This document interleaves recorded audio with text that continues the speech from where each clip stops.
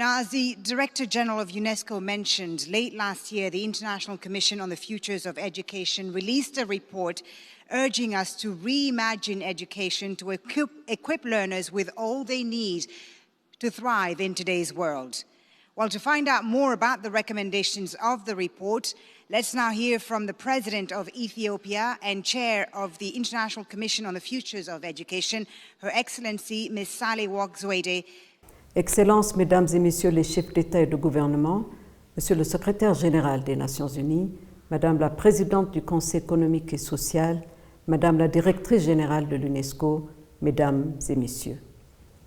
Monsieur le Secrétaire général, je vous remercie de m'avoir invité à prendre la parole lors de cet important sommet en ma qualité de présidente de la Commission internationale sur les futurs de l'éducation.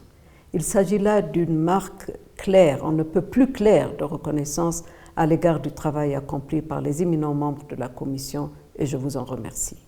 Il y a 3 ans, lorsque l'initiative sur les futurs de l'éducation a été lancée, j'ai déclaré « Nous ne pouvons plus tolérer que l'avenir de la planète soit dicté depuis un seul endroit. » Ceci demeure ma conviction profonde. Les défis sans précédent de notre époque requièrent la mobilisation de nos connaissances, cultures et expériences collectives. Les futurs doivent être conçus démocratiquement au niveau local et mondial, toujours dans le respect des droits humains. L'éducation est une responsabilité collective, un projet public et un bien commun. Ne l'oublions jamais. Nous ne pourrons transformer l'éducation qu'ensemble.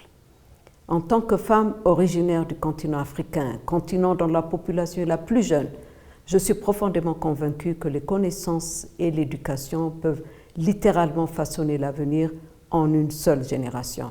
Oui, je dis bien en une seule génération. Telle doit être notre ambition. Mais nos approches éducatives actuelles, nos modèles éducatifs ne sont pas en mesure de réaliser cette ambition.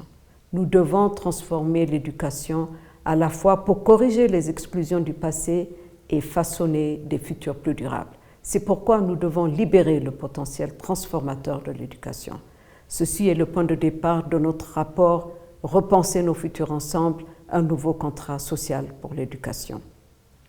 A new social contract for education means a strong transformation on our way of thinking and acting in education.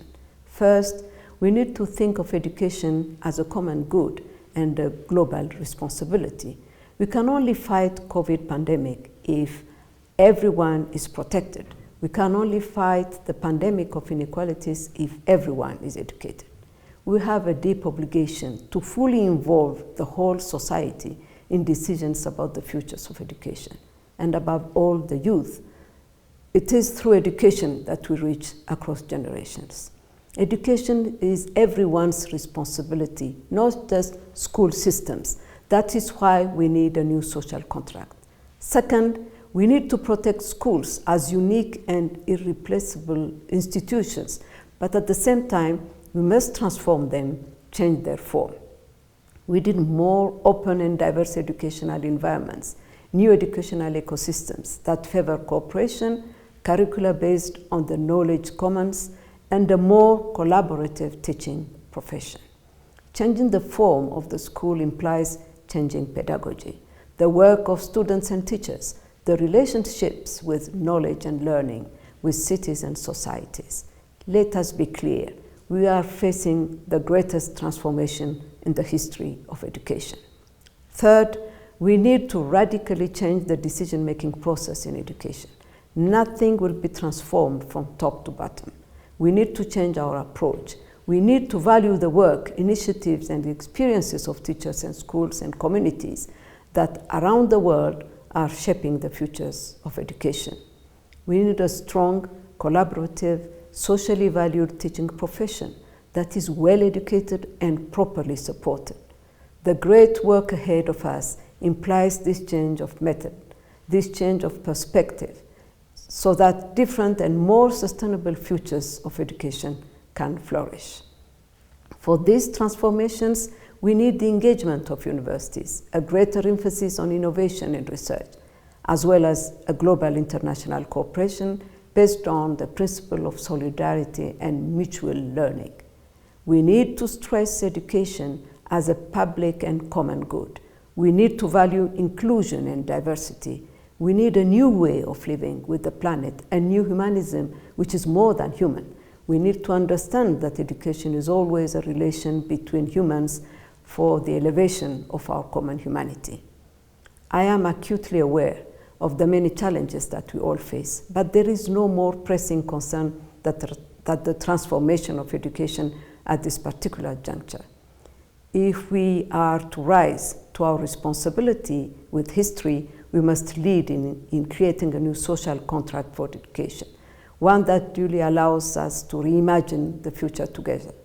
I hope that our report will continue to serve for this collective ambition. That is why the report is mainly an invitation to dialogue and action. We need to make education help us all to be better prepared for the future rather than to be a tool for reacting to what the future brings. I thank you very much.